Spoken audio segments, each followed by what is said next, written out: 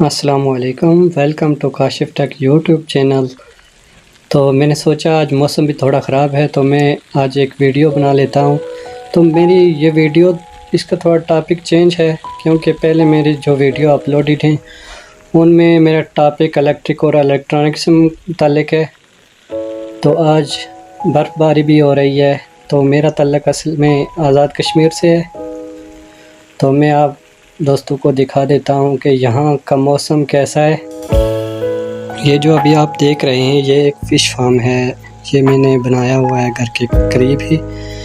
तो अगर आपने इसके बारे में मालूमात चाहिए हो तो आप कमेंट बॉक्स में मुझसे रब्ता कर सकते हैं। तो अभी मौसम थोड़ा ज़्यादा ही ख़राब हो रहा है। तो फ़िश फार्म तो आपने देख लिया, इसके बाद मैं आपको कुछ और नज़ारा भी करवा लेता हूँ साइड का कि वहाँ किस तरह बर्फ़बारी हो रही है।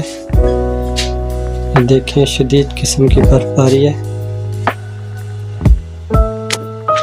तो वेदर रिपोर्ट के मुताबिक आने वाले 2-3 रोज़ मौसम ख़राब रहने का इम्कान है।